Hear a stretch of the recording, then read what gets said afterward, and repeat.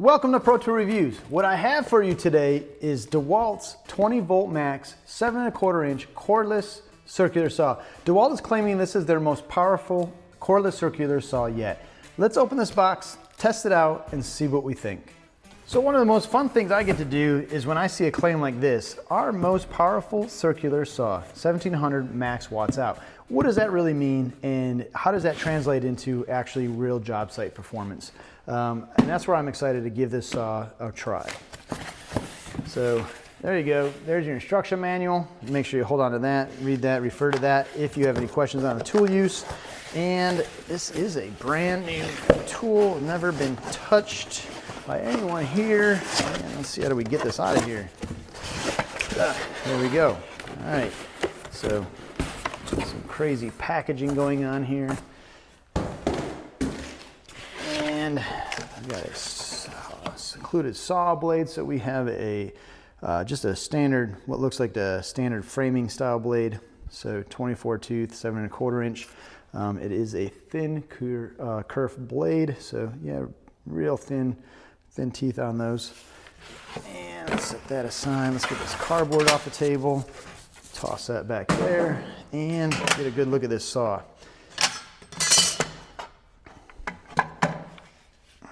So as I move it around, it does have very familiar feel. So if you've been a DeWalt tool user for some time, this saw will feel natural in your hands. Now, a lot of metal here. We have a solid metal upper guard, as well as a solid metal lower guard, and also a solid metal deck that is made out of a piece of aluminum. It's not cast, it's sheet metal, about 1/8 of an inch thick, so pretty substantial here. Has a nice mill finish on here. Should glide over materials without too much effort.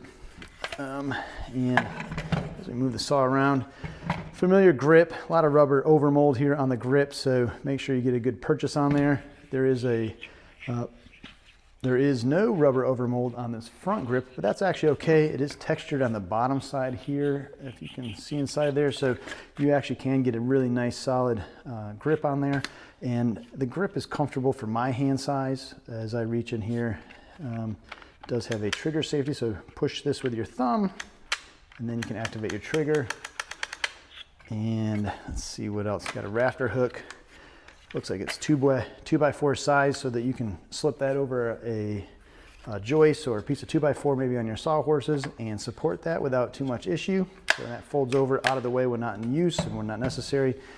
Your depth of cut adjustment is very simple here. You have this lever, so just flip that forward and your base just moves freely without any restraint. So very simple to dial in exactly the cut level that you're going to need, and very easy to tighten that as well to make sure you lock it in place.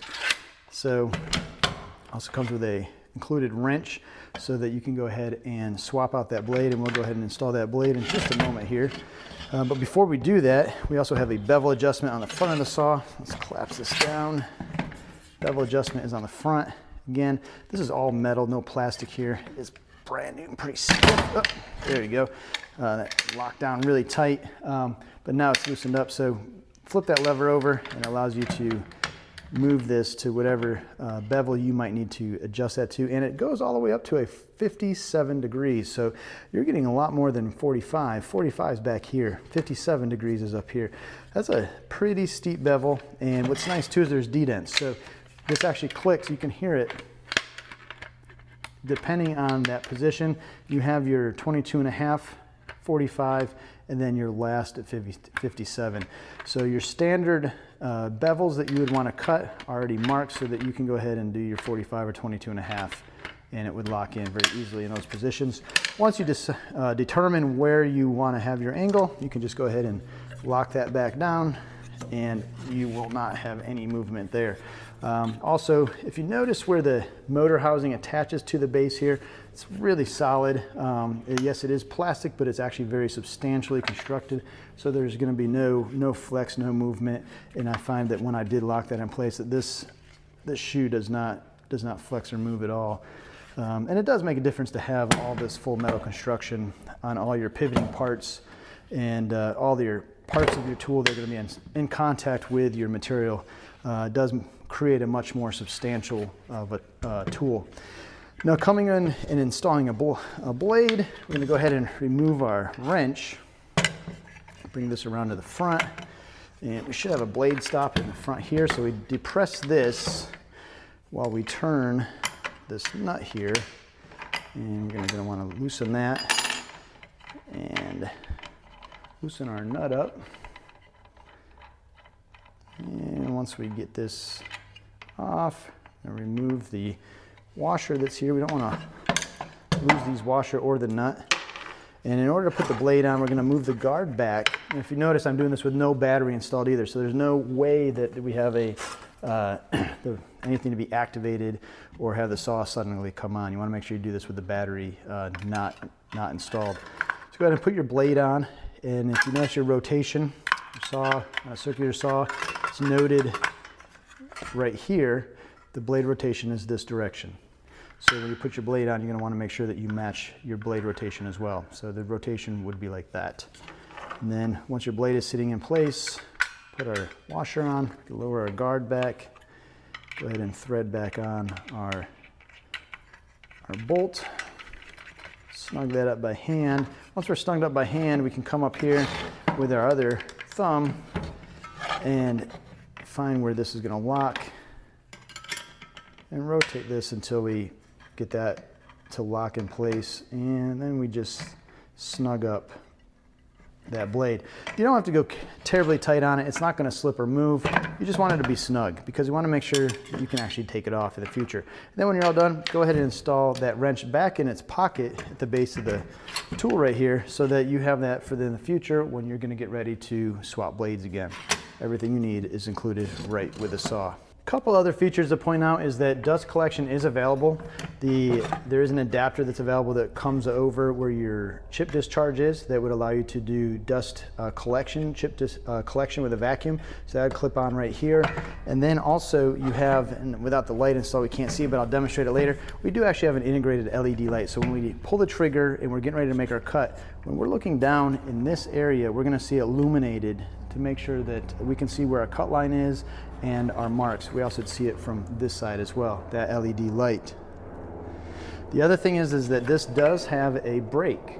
Now, again, not demonstrating it right now. We'll see it when we go and do our test cuts, but this saw does have an integrated brake so that when we're making our cut, let go of that trigger, that blade will quickly come to a halt so it stops spinning. So integrated blade brake is also another nice feature. But before we go on any more features, let's go ahead and give this saw a try on some material.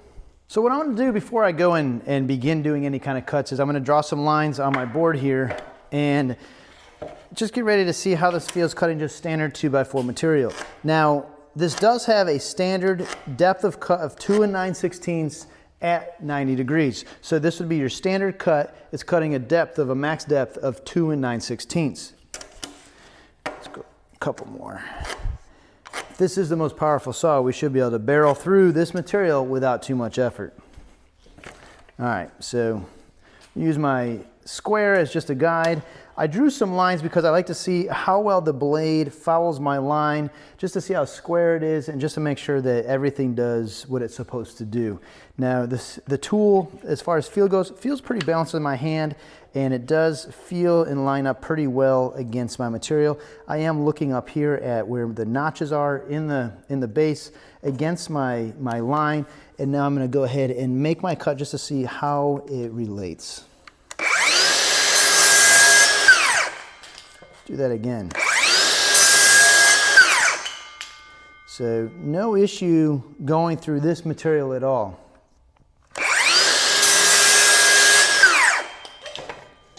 And I'm going to go a little slower just to watch the line now. And it does appear that the blade is right exactly where it's supposed to be when I line it up with my pencil line. And everything looks like it is true, so.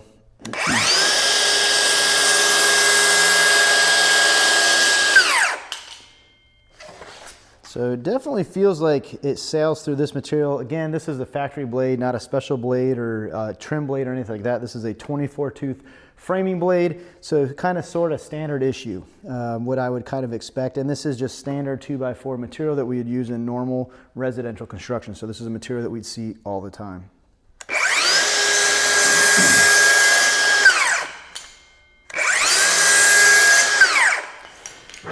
Another thing to note is the blade break. So the blade break, as we're running the tool, as soon as I take my finger off of the trigger, it is instantly cutting in and cutting that blade off. So I'll show you right now.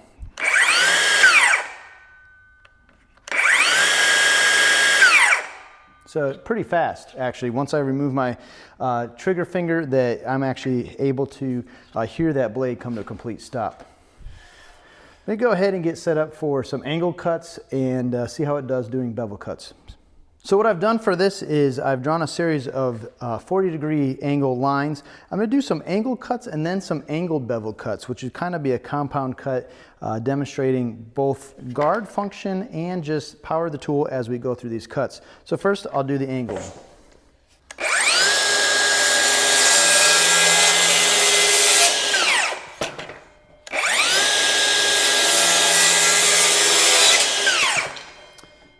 Now, as I'm using the saw, I'm able to look up inside of here and see that where my blade is interacting with my line, and then I'm getting a clear straight cut in relation to my line that I scribed. But what I want to do next would be, let's go ahead and put this at a 45-degree bevel now. So we're going to do an angled bevel. So we're kind of doing two things at once. We're going to cut an angle going 45 degrees through the wood this way, and then also we're going to bevel the saw, lay it down on its side, and get a cut on the side. So I'm going to go ahead and use a speed square here. Framing square just helps kind of keep a straight line as we go through the material. Make sure we get a good cut. So let's go ahead and do that now.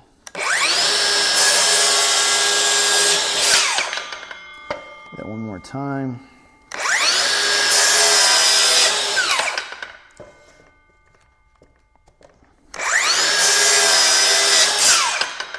So definitely no struggle on the saw getting through that material, sailed right through it. Also, something else, if you notice, the guard did not hang up at all. It was able to engage against the material on the bottom side, move out of the way, complete the cut, and then close afterwards without any kind of binding or issues.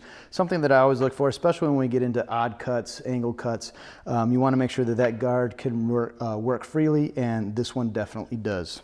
So now that I've kind of made a mess at the end of this 2x4, I'm going to go ahead and clean it up, square it back off again, make a few more cuts just to, again, I'm having a good time with this saw as it just feels and cuts so well. So go ahead and clean up the end of this 2x4 and give this saw a couple more chances to show me what it can do. So here's just, these are just straight cuts. What I'm going to do, yeah, I'm all the way through. One more cut and I'll be all the way through. What I'm going to do is just see, they claim how powerful the saw is. I'm going to actually force it through. I'm not going to let the saw cut on its own. I want to kind of really bury it through the material to see if I can stall it out or get it to feel a little bit different as I'm pushing through. I'm not going to use a square. I'm just going to hold my hand here and go as fast as I possibly can just to see how the saw responds.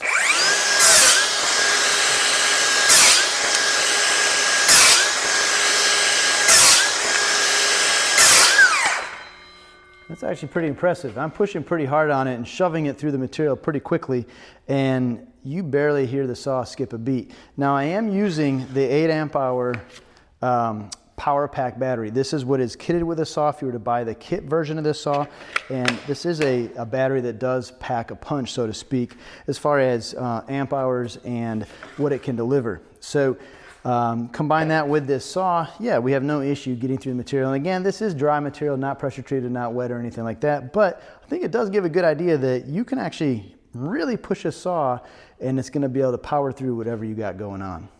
Most of the time when we look at cordless circular saws, we're comparing them to corded models, in particular 15 amp. So when we look at the DeWalt DCS590, this is a saw that compares very favorably to the way you would expect a corded saw to perform. Now, if you're like me, it's been years since you've used a corded saw, so now all you have to compare against is other cordless saws. And I think that this saw is one that you won't be disappointed with. I was able to push it pretty hard through material without issue. Granted, it was only some white pine, but still, it gives you an idea that this saw has the capabilities to get through whatever you're trying to get through. Now, DeWalt does claim that you can get through 368 2x6s in one 8 amp hour battery. So that is the kit battery, and 268 2x6s is a lot of cuts. Definitely a day's worth of work. And as you do that, the saw is going to perform over and over and over again without disappointment. Now, the saw does come with a 3-year warranty. Bare tool comes in at $249. Kit tool, which is a saw, battery, and a charger, for $349. Available at places like Acme Tools and Lowe's. You can click the link below. Now, I am curious, what cordless circular saws are you using? Do you use 6.5 or 7 1/4? What's your go-to tool? Leave me a comment below, let me know. If you like this video, give us a thumbs up. If you haven't subscribed, do that so you don't miss out on any of these videos. And as always, thanks for watching.